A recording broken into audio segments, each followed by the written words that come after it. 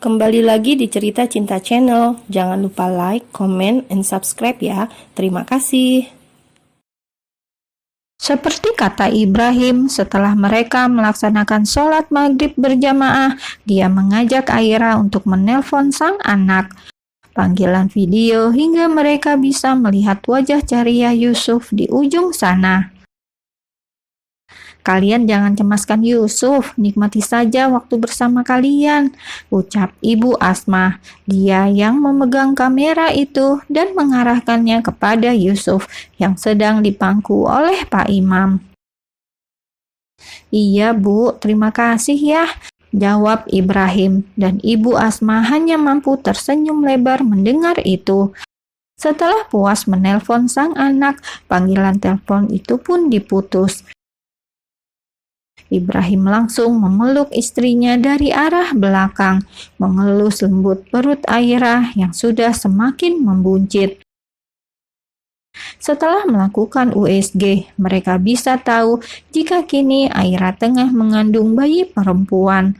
Ibrahim sungguh bahagia ketika mengetahui itu, seolah hidupnya kini sudah benar-benar sempurna, memiliki anak pertama laki-laki dan yang kedua perempuan.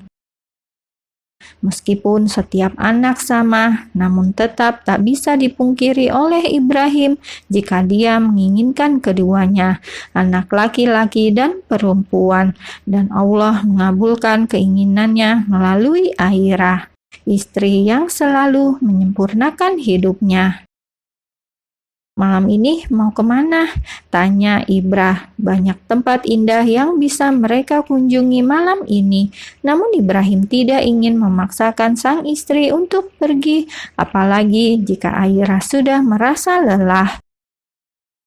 "Tidak ingin kemana-mana. Dari kamar kita saja pemandangannya sudah begitu indah," jawab Aira. Ia menyandarkan kepalanya di dada bidang sang suami, menikmati pelukan hangat ini. Kini mereka berdiri di dekat dinding kaca kamar mereka. Di bawah sana, mereka melihat banyak orang berkumpul dengan gemerlap lampu. Hanya melihat sukacita orang di bawah sana sudah membuat Aira pun ikut tersenyum juga. Tapi dia menyukai suasana tenang seperti ini, menghabiskan waktu berharganya dengan sang suami. "Aku mencintaimu," lirih Ibrah tepat di telinga sang istri, membuat tubuh Aira meremang dengan pandangannya yang mulai kabur. "Aku sangat mencintaimu," ucap Ibrah lagi, sebelum Aira sempat menjawab. Malam itu mereka terus terjaga, berbaring di atas ranjang dengan saling memeluk erat, membicarakan banyak hal tentang masa depan rumah tangga mereka, juga tentang anak-anak mereka. Aira juga mengatakan kepada suaminya agar Ibrahim mengikhlaskan masa lalu, menghilangkan rasa bersalahnya kepada kakek Pram, dan juga mulai memaafkan Sonya. Hidup dengan menyimpan kemarahan di hati hanya akan membuat diri sendiri merugi, terus membenci. Namun mendengar itu, Ibrahim tidak langsung menjawab iya. Dia lebih dulu mencium puncak kepala sang istri dengan sayang. Perihal memaafkan memang masih sulit untuk dilakukan, terlebih tentang memaafkan diri sendiri atas kesalahannya kepada kakek Pram. Dan tentang Sonya, seumur hidup dia tidak akan bisa memaafkan wanita itu.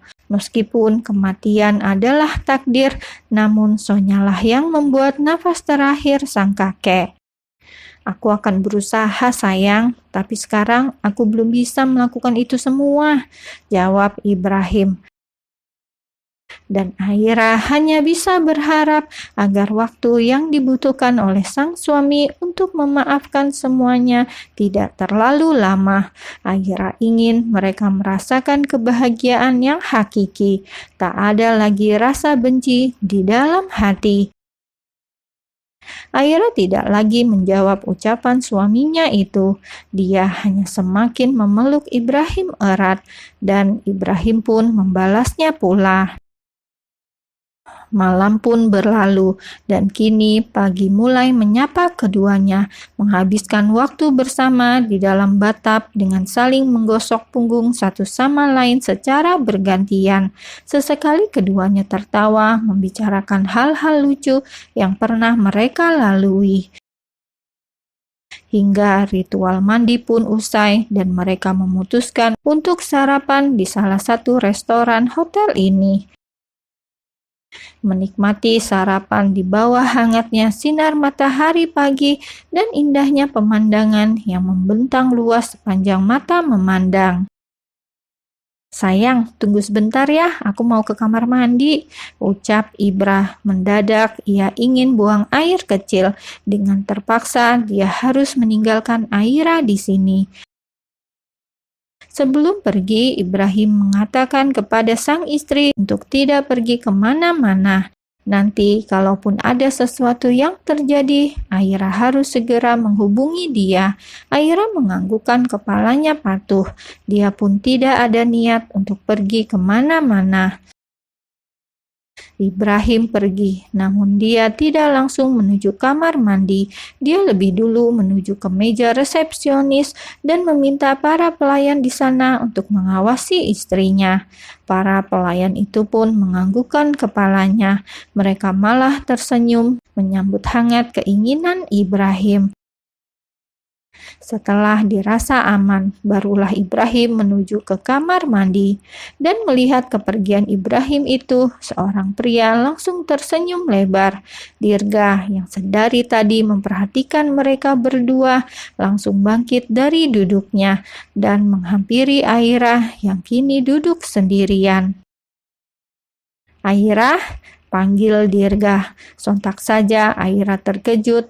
Dengan cepat dia mengangkat wajahnya melihat ke arah sumber suara dan dilihatnya Dirga yang berdiri di sana. Dek, seketika ada perasaan tidak nyaman yang Aira rasa. Merasa datangnya Dirga akan membuat hal buruk yang akan terjadi setelah ini. Dirga pun lantas duduk di kursi yang harusnya jadi milik Ibrahim. "Ada apa kamu kesini?" tanya Aira dengan suaranya yang dingin. Dia ingin Dirga segera pergi sebelum suaminya kembali. Dan Dirga yang melihat perubahan raut wajah Aira itu pun tersenyum kecil. Tadi dia lihat dengan jelas Aira yang selalu tersenyum saat bersama Ibrahim. Namun kini senyum itu langsung hilang, diganti dengan wajah yang dingin saat Aira melihat dirinya datang. "Apa kamu benar-benar mencintai pembunuh itu?" tanya Dirga dengan amarah yang mulai menghampiri. Hatinya merasa sesak melihat Aira yang semakin lama semakin bodoh, di mana Aira yang tegas dulu saat melawan Ibrahim, di mana Aira yang dengan kukuh meminta ingin pisah, di mana Airanya yang itu. "Apa maksudmu? Jika tidak ada yang penting, lebih baik kamu segera pergi dari sini sebelum suamiku kembali. Aku tidak ingin ada keributan di antara kita," jelas Aira. Diusir dan pertanyaannya tidak dijawab, Dirga pun makin menggeram kesal. Dia hendak menarik Aira untuk segera pergi dari sini, namun niatnya urung saat dua pelayan menghampiri meja mereka. "Nyonya, apa ada yang bisa kami bantu?"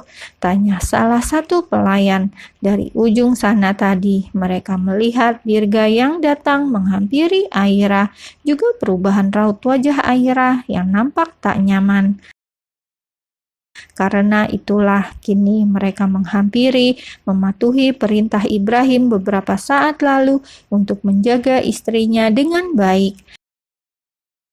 Aira tidak langsung menjawab pertanyaan pelayan itu, namun ia menatap Dirga, memberi isyarat untuk Dirga segera pergi meninggalkan dirinya sebelum akhirnya bertindak lebih. Dirga tidak bisa berkutik. Dengan terpaksa akhirnya Dirga meninggalkan Aira di sana, meski dengan hatinya yang semakin menaruh rasa amarah kepada Aira dan juga Ibrah. Dirga pun berjanji pada dirinya sendiri bahwa ini adalah awal. Dia akan terus menuntut penjelasan dari Aira.